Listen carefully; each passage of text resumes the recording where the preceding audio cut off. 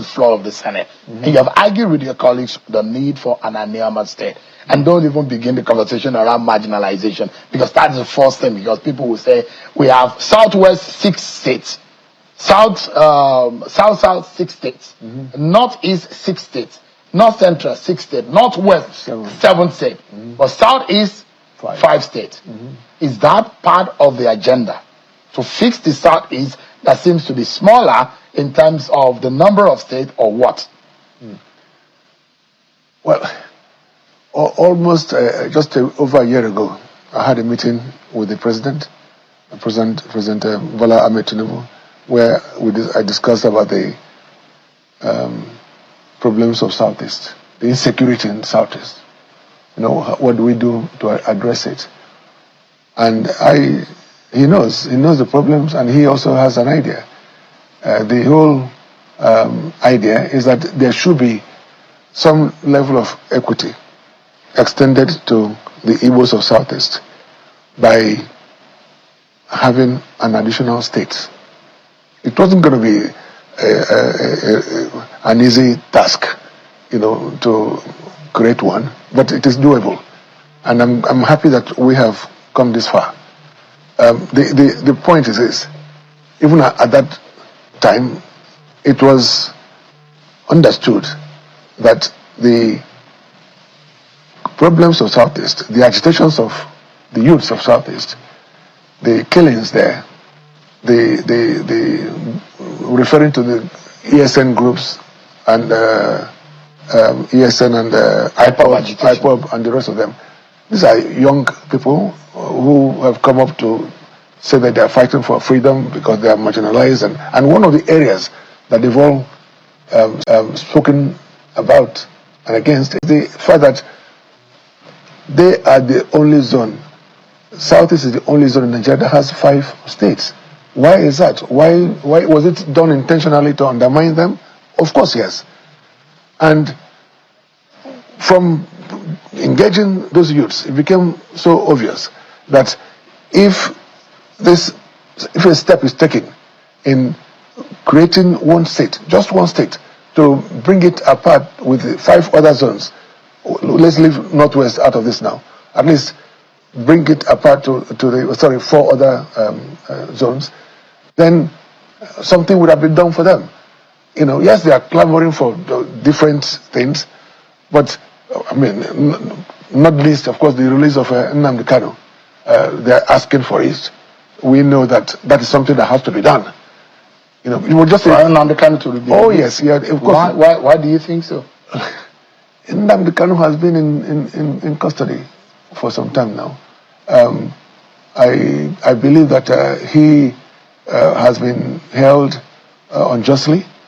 Many people feel that way.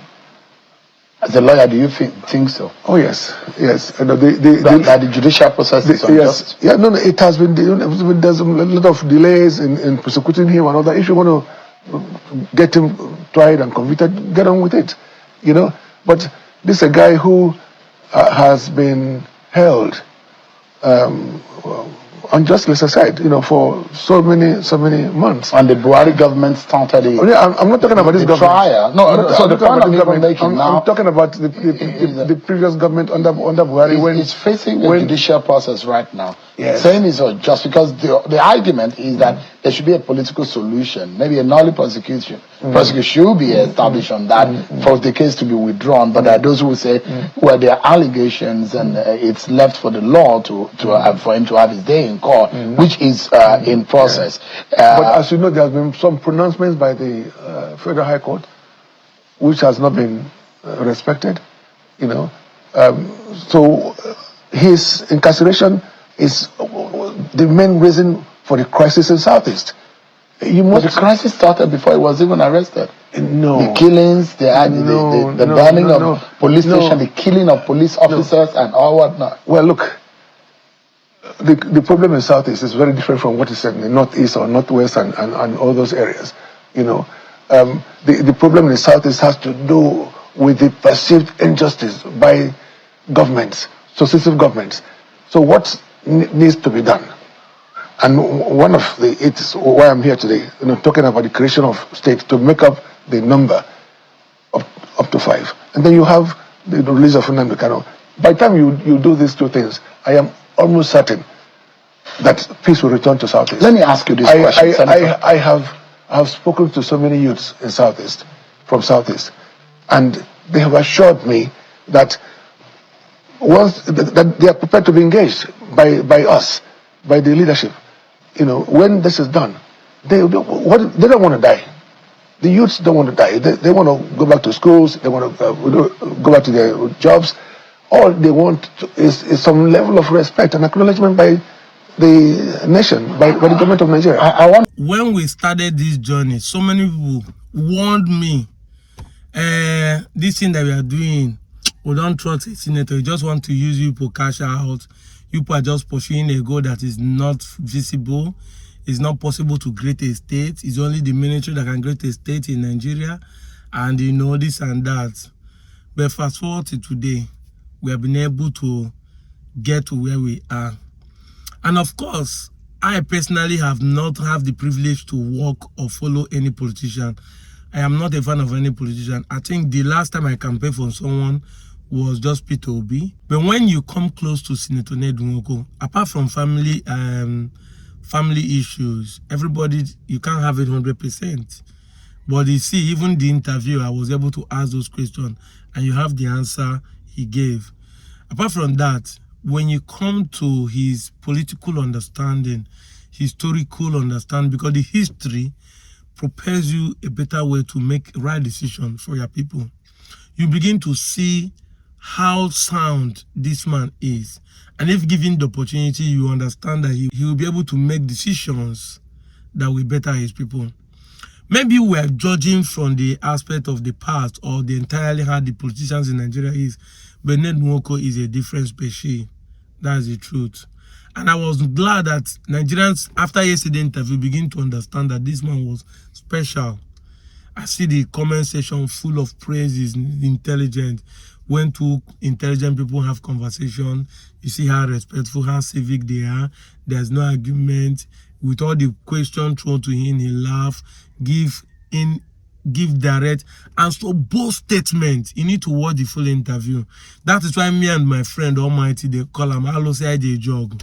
Senator Ned, we greet you. You are a lion indeed, and you are doing perfectly well.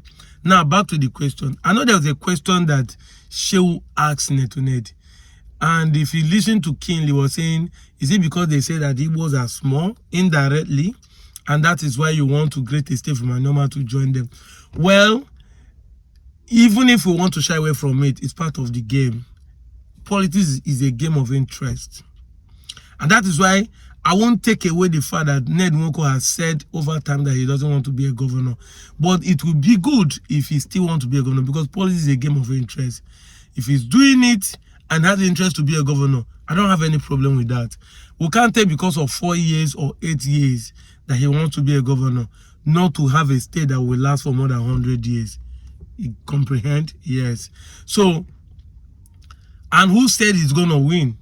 Because we can't even know the dynamics of the election. We can't even know what will happen. Nobody knows that when he started it in PDP, we moved to APC. So we can't tell who will win the next election. So we can't say because he has the interest to be a governor. That is why we cannot support him now to fight for Anioma State. We need everything to fight Anioma State. Now let me explain critically what is going on.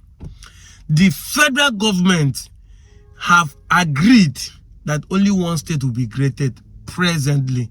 You know, there's a rumor that fly last time that they were gazette of 30-something states, 70-something states, and Anioma State is not included. Now, it is obvious one state will be created because the present government, led by Bola Ahmed Tinubu, want to balance the equation, politically, geopolitical equation of the South. You don't want people to say, go with your 5 states, 5 landlocked states.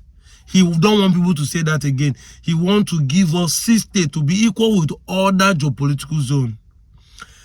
But what is the contention here? Is not the state, is not the 6 state. What is the contention? Is Anioma going to be the 6 state? And it's something that is not even the problem of the South. It's not the problem of the of the North Central. It's not the problem of the Northerners as a whole. Because as you can see, 95 senators out of 109 have endorsed it. And these senators, including those in the North and some of the South, and even some in the Southeast. But the problem we're having today is this. Is our people, and normal people, want to be a state, or they are still ignorant because they want to call them Ndi Igbo. And this is why I'm making video today. Yes, historically, linguistically, and culturally, we are Igbos. We wear red cap. Our culture, we wear beads. Our culture, we do 3 times greeting. Is our culture. We do 4 market days like Igbo, Eke, Ori, Afonko. Is our culture. We bury people the way Igbo bury people. We do yam festival the way they do in the Southeast. So culturally we're Igbo. Linguistically we're Igbo. Our names, our language. That is why we formed the group Ndina Asobia. Because Ndina Asobia means that everywhere you see people that use come as Bia, it is an Igbo language. No matter the dialect. So these are things that makes you Igbo. Then historically, you are still Igbo. Because in the history, both the one that migrated forward and the one that migrated backward, we are all Igbos. If you listen to the full interview, he said it, that the Delta State gazetted only 5 ethnic group. In Delta State knows only 5 ethnic group in the whole of Delta, which is Ijo, Ishakiri, Urobo, Isoko, and Igbos. There is no Bini there. There is no Igala there. There is no Yoruba there. Yes, we know that historically, some of us migrated from Benin. We know historically, some of us migrated from Yoruba. We know historically, some of us migrated from Igala. But they are minute to compare with the majority. When you have 95% of people are Igbos, and that is why with your language inflation, you cannot even supersede the original. And I've said it time and time over, there is no time in the history recorded that the Igbos in the Southeast cross over to dominate us and force us to speak their language. There's no conquest like that. So you can't come to our land and overshadow us. That is the truth. That's why the fact that the Britain colonized us for a number of years, we still have our native language. They could not eliminate it. So today we have 2 languages.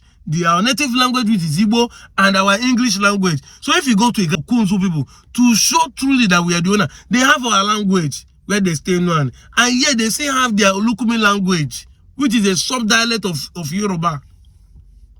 But you that does not even have any sub-dialect, apart from the Eka Igbo or Okwan Igbo or Enuan Igbo that you are speaking as a dialect, are still claiming that you are not Igbo. Onye me ife ni.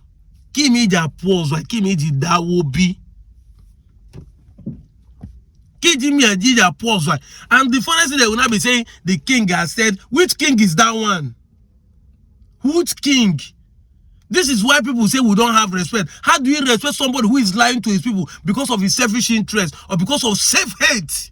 You want me to hate myself because of your history that is not verifiable, that does not have facts and concrete reason to believe?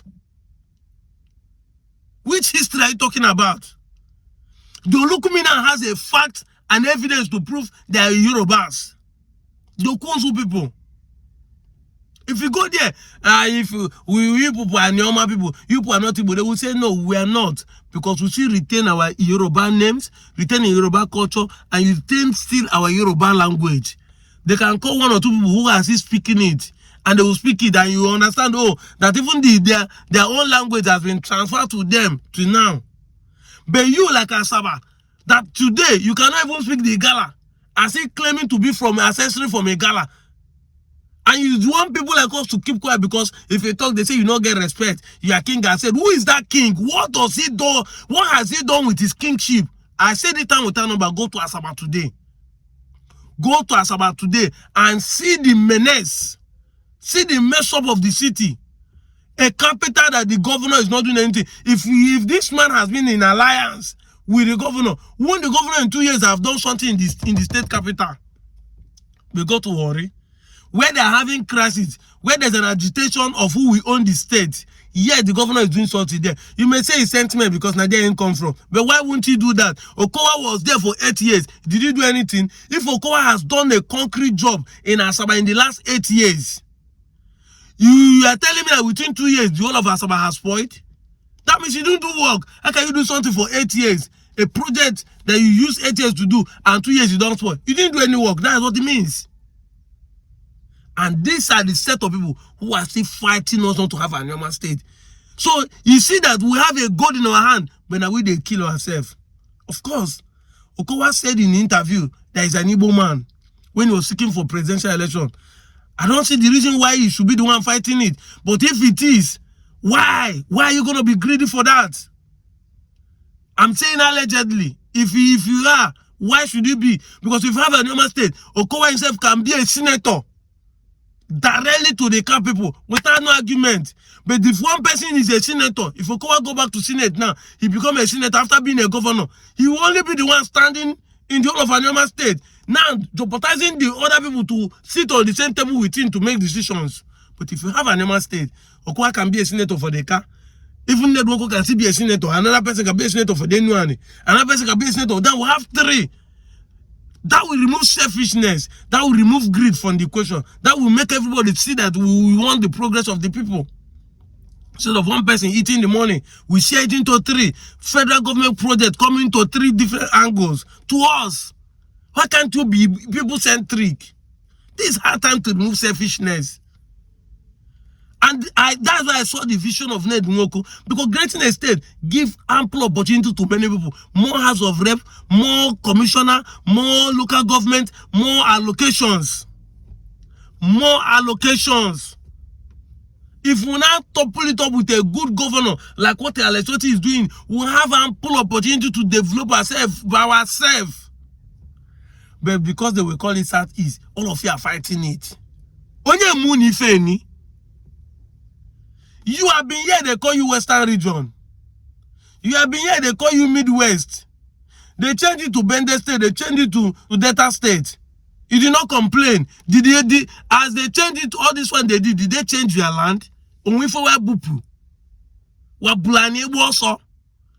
Come since that time, only Wabena rule Oboru, no better me blocking any of the Anioma villages. If there's any land in Anioma owned by the Southeasterners, it's purchased with hard-earned money.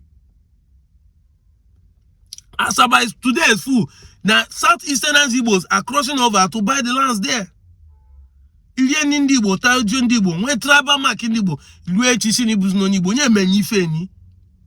If we lose this opportunity, because one state has been asked, if we lose this opportunity, we'll have ourselves to blame. If because of something that is not constitutional, the political zone is not in the constitution of Nigeria, it's not a must.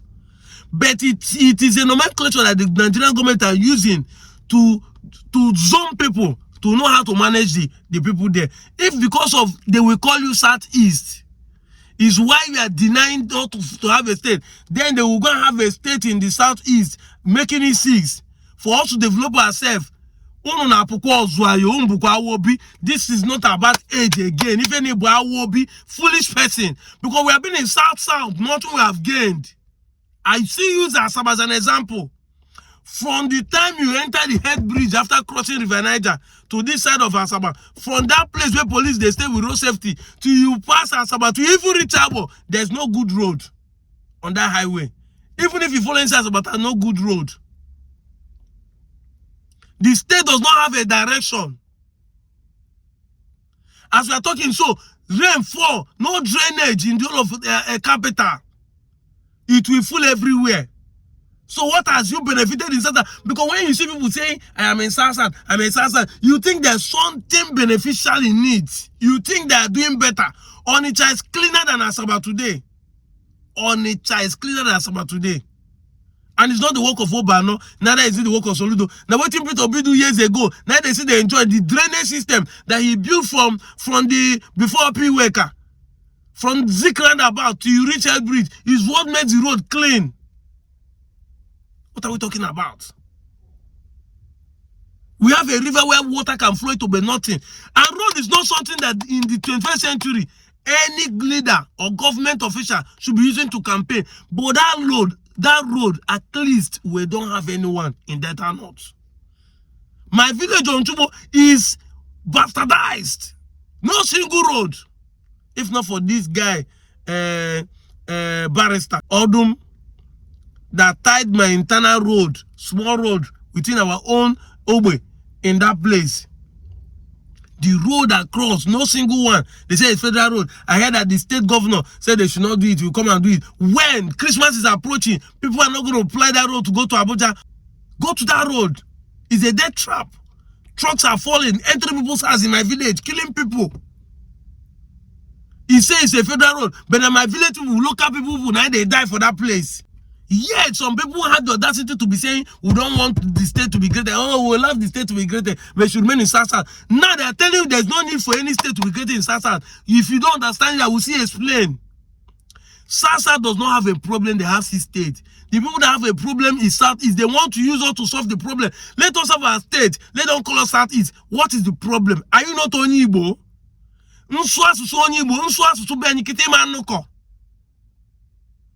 Nsi na nkita lacha ike ị ga-anụ because iyi ka mkpọyi. Nsi na afọ ya tagbu ije ka anụ. Nsi afọ de ka magbu ije ka anụ. Nsi na ishu ye kpu ya na ije ka anụ na ije ka atụ ije ka anụ beke iyi ka mkpọyi. And onwere onye si na South East ama n'ife nkwu. Onwene ọnụ be ni kama asụ ọnụ onchugbo kama asụ. Asụ onye onchugbo mbụ nwa akụgolo. Onye onchugbo n'ime Anọcha North Local Government of Delta State. Nsusuzi Igbo n'ime asụ esi na mabụ n'onye Igbo maka na mmiri kewa mụ na wa. I'm in Lagos. The Lagos has mainland and island. Would they say because water divided them, the island is no more Lagos? Ngwanu yakuni agwasi anyị nu. Water divided some part of Kogi. This river that you call River Niger, if you get to that place, it's called River Benue. So would they say that those who are heading towards Abuja after you cross Rokoja are no more Kogi State because water divided them? Yes, now. This is a myopic set of thinking. This is not what we're supposed to be seeing in the 21st century. It's high time we leave this kind of mindset and embrace what will benefit our future politically. Let us be the one that we use to fix the Igbo problem. We have a state, Igbo have a state. And we're enjoying it. Any king that stops the young youths to have his state because of his selfish interest or ignorant of his history should be dealt with. Oh. It's high time we start calling people out. Oh. Even politicians. There are no jobs in the state. And if they create a state, there will be more jobs created. Yet you want to stop it because the state they are paying you as a sitting king. But the youth does not have job. But if they create a state, there will be more jobs because the ministry and the new local government autonomy will favor the youth. There will be more employment in the ministry. And the government are doing the best to make it happen. The Southeast politicians have agreed. Just you people. That's why. That you could see for selfish and ignorant reason. I'm out